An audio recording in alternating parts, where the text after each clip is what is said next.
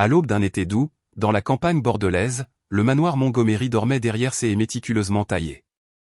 Une brise légère glissait sur les feuilles encore humides, mais dans le cœur de Robert Montgomery, tout était figé. Dans un silence presque religieux, l'homme d'affaires fixait son jardin depuis la grande baille vitrée du salon. Il tenait un verre de scotch intact depuis une heure, figé devant une scène qu'il n'aurait jamais cru voir. Un ouvrier, noir, vêtu d'un pantalon de travail usé et d'une chemise en jean effiloché, nourrissait sa fille aveugle avec une douceur déconcertante. Marcus Johnson, chef de chantier de l'équipe paysagiste en charge de la rénovation du domaine, tenait une cuillère remplie de yaourt à la fraise avec une lenteur presque cérémoniale. Assise sur un banc en bois peint en verre mousse, la petite Charlotte, 8 ans, souriait. Un sourire. Cela faisait des mois, non? Des années, que Robert n'avait pas vu ce sourire sur le visage de sa fille. Depuis l'accident. Encore une cuillère, Lottie, dit Marcus d'une voix calme et joyeuse. Charlotte hocha la tête. Elle leva doucement la main, et du bout des doigts, effleura le visage de Marcus. Elle le voyait, à sa manière. Raconte-moi les couleurs du jardin, Marcus. S'il te plaît. Je veux voir à travers tes yeux. Robert recula dans l'ombre du grand salon. Une douleur acérée lui transperça la poitrine. Ce lien. Cette complicité. Comment cet homme, étranger depuis à peine quelques semaines, pouvait-il atteindre le cœur de sa fille là où lui avait échoué depuis 2 ans? 2 années de silence, de murs fermés, de regards évités. L'accident. Un après-midi banal transformé en tragédie. Un virage mal négocié, un chauffard ivre, une fraction de seconde, et Charlotte avait perdu la vue. Robert, lui, s'en était sorti indemne. Physiquement. Mais à l'intérieur, il était une ruine. Depuis, il s'était réfugié dans le travail, les voyages d'affaires, les rendez-vous à Shanghai ou à Dubaï. Charlotte avait grandi entre les mains de nurses bien payées et de spécialistes discrets. La maison était devenue un mausolée vivant. Monsieur Montgomery? La voix de Madame Peterson, la gouvernante, le tira de sa torpeur. Un appel de Chine. Concernant la phase 2 du projet Shanghai. Il acquiesça mécaniquement, sans détourner le regard du jardin. Charlotte riait. Encore. Riait, avec cet inconnu. Plus tard, dans son bureau feutré, Robert s'arrêta devant un portrait en noir et blanc accroché au mur. Eleanor. Son épouse défunte. La mère de Charlotte. Pianiste talentueuse et femme solaire. Partie trop tôt. Il murmura, presque pour lui-même. Tu saurais quoi faire, toi. Tu savais toujours. Le lendemain, un nouvel écho de malaise se fraya un chemin dans la routine fragile de la maison. Madame Peterson l'attendait dans le vestibule, l'air soucieux. Monsieur, la professeure de piano de Charlotte a appelé. Elle a manqué son 3e cours consécutif. Comment ça? S'étonna Théil. Pourquoi l'infirmière ne l'Y a-t-elle pas emmené? Elle a refusé d'y aller, monsieur. Elle a dit qu'elle déteste le piano maintenant qu'elle ne peut plus voir les touches. Un poids lourd s'abattit sur la poitrine de Robert. Le piano, c'était leur lien, leur refuge, leur langage commun avec Eleanor. Et maintenant, Charlotte l'en rejetait. Ce soir-là, incapable de dormir, il descendit à la cuisine, puis, attiré par un murmure venu de dehors, ouvrit la porte du jardin. Là, sous la lueur argentée de la lune, il vit Marcus, assis sur la margelle de la fontaine, Charlotte blottie contre lui. « Je crois que papa ne m'aime plus, » dit la fillette. « Il ne me touche jamais. Il ne reste pas avec moi. Je crois qu'il a honte de moi. » Robert sentit son cœur se déchirer. « Ne dis pas ça, ma petite, » répondit Marcus doucement. « Parfois, quand on aime trop, on ne sait plus comment aimer bien. Surtout quand on souffre. » Un long silence. « Tu as perdu quelqu'un ?» demanda Charlotte. « Oui » souffla Marcus après un moment. « Ma fille, Zoé. Elle aurait ton âge. Elle est partie il y a 3 ans. Une leucémie. On s'est battu 3 ans. Puis, elle est partie. » Dans l'ombre, Robert se figea. Cet homme avait porté une douleur semblable à la sienne. Et pourtant, il avait encore la force d'aimer. À cet instant, quelque chose changea dans le cœur de Robert Montgomery. Ce n'était que le début, mais il le pressentait, sa ville et celle de sa fille ne seraient plus jamais la même. La pluie tombait doucement sur les vitres du manoir Montgomery, rythmant le silence pesant qui envahissait le bureau de Robert. Le souvenir de la scène nocturne dans le jardin ne le quittait plus. Depuis plusieurs jours, il observait Marcus Johnson avec une attention nouvelle, à la fois intrigué et troublé. Qui était vraiment cet homme qui avait réussi, en quelques semaines, à illuminer l'univers de Charlotte là où lui n'avait semé que des ombres? Il demanda à sa secrétaire de contacter discrètement une société d'investigation privée basée à Paris. Il voulait des réponses. Et vite. Je veux tout savoir sur lui, ordonna-t-il à l'enquêteur. D'où il vient, ce qu'il a fait avant de poser un pied ici, et surtout, cette fille dont il a parlé. Zoé. Pendant 3 jours, Robert regarda sa fille et Marcus depuis les écrans de vidéosurveillance dissimulés autour du jardin. Ce qu'il vit ne ressemblait en rien à ce qu'il avait anticipé. Aucun geste déplacé, aucun comportement suspect. Juste de la douceur. Une pédagogie simple et naturelle. Marcus transformait les parterres de fleurs en terrain d'exploration sensorielle. Il apprenait à Charlotte à distinguer les plantes par le toucher, à reconnaître les feuillages, les textures, les parfums.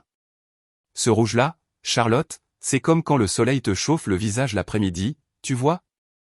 Oui, murmurait la petite. Je le vois. Avec mon cœur. Robert écoutait ces échanges avec une émotion qu'il n'osait nommer. Une jalousie étrange, mêlée de honte et d'admiration.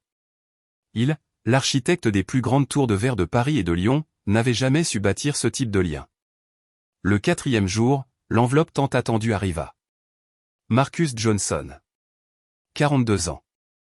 Diplômé en génie civil à Toulouse avec mention. Ancien cadre dans une société de BTP internationale. Marié à Amelia Johnson, décédée d'un cancer. Père de Zoé Johnson, décédée à 7 ans d'un diagnostic de leucémie. Robert resta figé, relisant les mots plusieurs fois. Ce n'était pas un simple ouvrier. C'était un homme qui avait tout perdu. Après la mort de sa fille, il avait quitté son poste à responsabilité pour reprendre un travail manuel, pour, selon un proche, garder la tête hors de l'eau et ne pas devenir fou. Il se souvenait soudain d'une phrase dite par Marcus dans le jardin.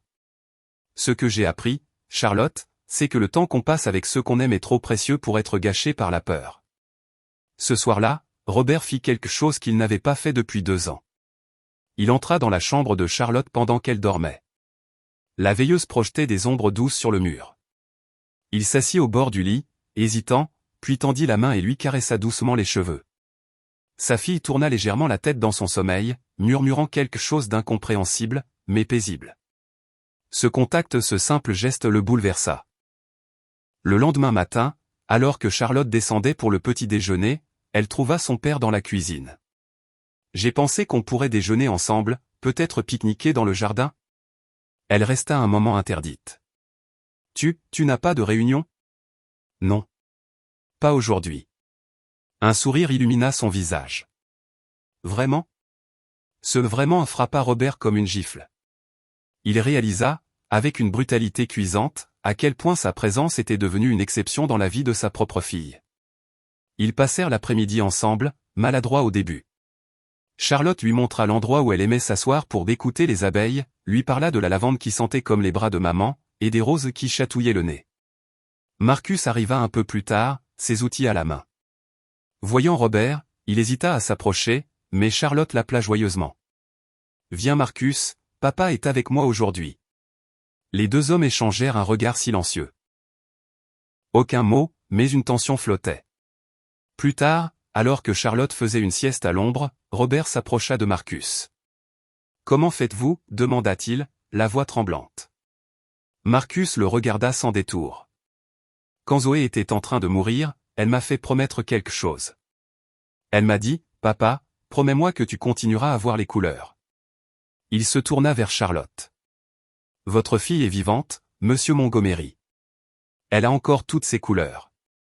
Elle a juste besoin que vous les regardiez. » Ces mots le percutèrent.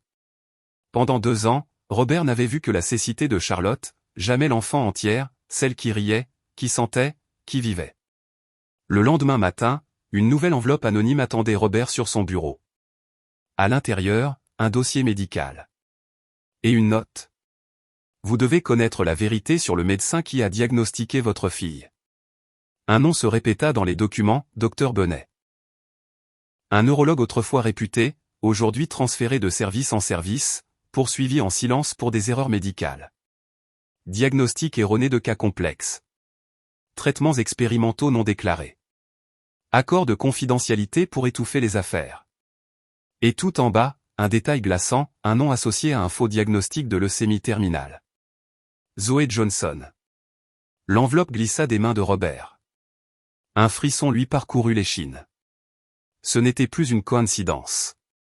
C'était un point de départ. Un fil qui, une fois tiré, risquait de révéler un tissu de mensonges. Le manoir Montgomery était plongé dans le silence lorsque Robert referma la porte de son bureau à double tour. Devant lui, des piles de documents, des dossiers médicaux, des relevés bancaires et des rapports internes provenant d'hôpitaux français et suisses formaient un puzzle macabre. Il n'avait pas dormi depuis 2 nuits. Chaque fiche, chaque note, chaque email secret renforçait une hypothèse terrifiante. Le docteur Bonnet, neurologue en chef au CHU de Strasbourg durant l'année du diagnostic de Charlotte, n'était pas seulement négligent. Il semblait mener des expériences non autorisées sur des enfants vulnérables. Et Charlotte avait été l'une de ses patientes. Zoé Johnson aussi. Même médecin. Même protocole. Même finalité, une vie brisée. Robert sentit sa gorge se nouer. Il ferma les yeux, visualisant le visage paisible de sa fille lorsqu'elle s'endormait au son de la voix de Marcus. Et une colère profonde, ancienne, viscérale, remonta. Pas contre Marcus. Pas même contre lui-même. Contre ce système médical qui avait peut-être condamné sa fille, non par erreur, mais par intérêt. Le téléphone sonna. Sa secrétaire annonça d'une voix tendue. Monsieur Montgomery, Marcus Johnson est en ligne. Il dit que c'est urgent. Robert hésita. Puis décrocha. Marcus. Je dois annuler les travaux de demain. J'ai un rendez-vous médical pour Charlotte. Un blanc s'installa. Long. Pesant. Pourquoi emmenez-vous ma fille chez un médecin sans m'en informer? Marcus prit une inspiration. Parce que je pense que nous devons parler. Ce soir. En personne. Quand Charlotte dormira. À la nuit tombée, Marcus attendait déjà dans le bureau. Il posa un dossier épais sur le bureau de Robert. Je pense que vous avez déjà reçu une version de ceci. C'est moi qui ai envoyé la première enveloppe. Robert ne répondit pas. Son regard était dur, méfiant. Je devais savoir si vous étiez prêt à entendre la vérité. Et quelle est-elle? Marcus ouvrit calmement le dossier. Son visage restait impassible, mais ses mains tremblaient légèrement. Le docteur Bonnet diagnostique à tort des enfants pour les intégrer dans des essais cliniques illégaux. Il utilise des traitements expérimentaux sans autorisation. Zoé n'était pas leucémique. Elle souffrait d'une maladie rare mais traitable. Il l'a condamnée pour ses chiffres. Pour sa publication. Robert sentit le sol se dérober sous ses pieds. Et Charlotte? Elle n'est pas aveugle de manière permanente. Une neurologue spécialisée, le docteur Elisa Winters, a étudié ses résultats. Avec un traitement adapté, sa vue pourrait être partiellement, voire complètement restaurée. Un silence écrasant tomba dans la pièce. Robert se laissa tomber dans son fauteuil. Pourquoi ne pas être allé à la police? Marcus sourit amèrement. Je l'ai fait. 2 fois. Et 2 fois, mon dossier a disparu. Bonnet est protégé. Il a des appuis dans le secteur pharmaceutique, des avocats puissants, des partenariats universitaires. Seul, je ne pouvais rien. Mais vous, vous avez des ressources. Donc vous êtes venu ici dans l'espoir que je vous croie? Non, répondit Marcus. Je suis venu ici parce que j'ai reconnu la douleur dans les yeux de votre fille. Et que je ne pouvais pas l'ignorer. Il tendit une seconde enveloppe. J'ai contacté discrètement la docteure Winters. Elle est prête à recevoir Charlotte demain. Sous condition d'anonymat. Nous devons agir vite.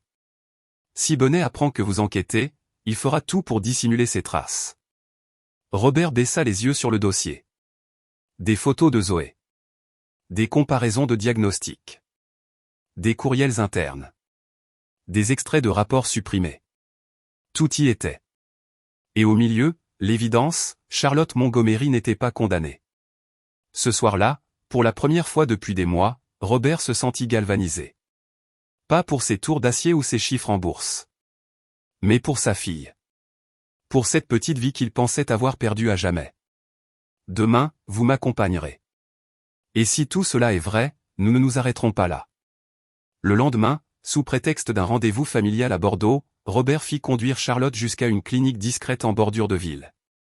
Marcus les accompagnait, silencieux, tendu. La docteure Winters était une femme énergique à la voix calme. Elle examina Charlotte durant près de 2 heures. Il y a une inflammation résiduelle, et des lésions, oui, dit-elle en rangeant son matériel. Mais rien d'irréversible. L'enfant peut recouvrer la vue. C'est un miracle que personne n'ait recommandé ce traitement plus tôt. Robert sentit ses jambes faiblir. Il se rattrapa à une chaise. Charlotte, de son côté, jouait avec un petit pot de fleurs posé sur la table. Elle reniflait les pétales. C'est rouge, ça, Marcus? Oui, Lottie. C'est rouge soleil. Robert détourna les yeux. Des larmes lui brouillaient la vue. Ce n'était pas un miracle. C'était une vérité qu'on lui avait cachée. Et maintenant, il était temps de la révéler au monde entier. Le ciel de Paris était gris ce matin-là, mais dans la salle d'audience du tribunal de grande instance, l'air était électrique. Un silence absolu régnait lorsque le juge prononça les mots que Robert Montgomery et Marcus Johnson attendaient depuis des semaines. Docteur Alain Bonnet, vous êtes placé en détention provisoire. Une enquête pénale est ouverte pour fraude médicale aggravée, mise en danger de mineurs, falsification de diagnostic et expérimentation non autorisée. Le neurologue, désormais blême et tremblant, fut menotté devant la presse, ses avocats visiblement dépassés par l'ampleur du scandale. Le dossier bâti par Robert et Marcus, enrichi par les témoignages de parents, de confrères médicaux et de la docteure Winters, avait fait voler en éclats le mur de silence autour du praticien. Plus de 40 enfants étaient concernés. Plusieurs diagnostics erronés. Des vies brisées. Une machinerie médicale perverse, motivée par des enjeux financiers.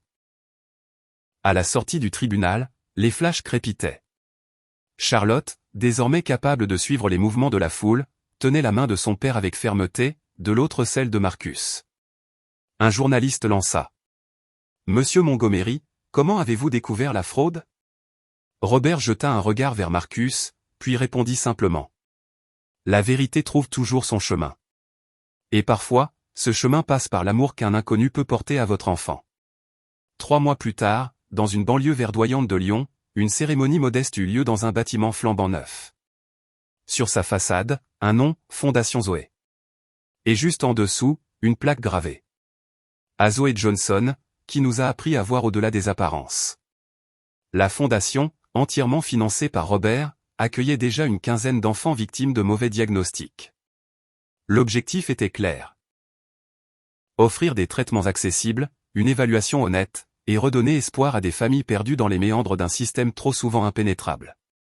Marcus prit la parole lors de l'inauguration. Devant lui, des enfants jouaient dans le jardin sensoriel conçu selon ses plans. Nous ne voulions pas seulement justice. Nous voulions que cette douleur serve à quelque chose. Que d'autres familles ne vivent pas ce que nous avons traversé. La vraie justice, c'est ça. Charlotte, assise à ses côtés, riait aux éclats. Sa vue s'améliorait semaine après semaine, grâce au traitement suivi à la fondation. Elle était devenue, sans le vouloir, le visage de cette révolution silencieuse. La docteure Winters, désormais directrice médicale de la fondation, avait adapté les travaux non autorisés du docteur Bonnet, ce qui, ironiquement, aurait pu sauver des vies si la recherche avait été menée dans les règles. Elle résumait l'ironie en une phrase. Bonnet avait les clés. Mais il a préféré les vendre au diable.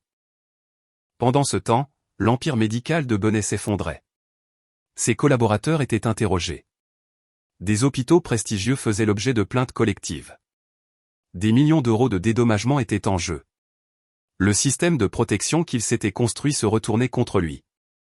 Robert Montgomery, profondément transformé par cette expérience, réorganisa entièrement son entreprise. La Montgomery Construction, autrefois uniquement tournée vers le luxe, consacrait désormais 30% de ses projets à la construction de centres de soins, de structures d'accueil, et de cliniques pédiatriques. Lors d'une interview accordée à France Culture, Robert déclara. Ma fille m'a appris qu'avoir les yeux ouverts ne signifie pas toujours voir ce qui compte. Un après-midi de printemps, dans les jardins de la Fondation Zoé, Robert et Marcus observaient les enfants jouer. Zoé aurait eu 11 ans aujourd'hui, dit Marcus dans un souffle. Robert lui posa une main sur l'épaule.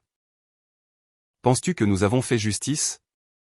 La justice, ce n'est pas détruire un homme, répondit Marcus. C'est s'assurer qu'aucun autre enfant ne souffre à cause de lui. Ce qu'on a bâti ici, c'est la vraie victoire. Robert resta silencieux. Puis murmura. Tu sais ce qui me hante? Sans toi, je n'aurais jamais su. J'aurais continué à croire que Charlotte était condamnée.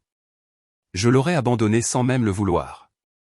Et moi, répondit Marcus, je n'aurais jamais pu porter ma voix assez loin. Mais ensemble? Leurs regards se croisèrent. Il n'y avait plus de classe sociale. Plus de couleur de peau. Seulement deux pères, brisés par la même tragédie, réunis par un même espoir. La semaine suivante, une nouvelle patiente franchit les portes de la fondation. Emma Wilson. 7 ans. Diagnostiquée à tort d'une maladie dégénérative.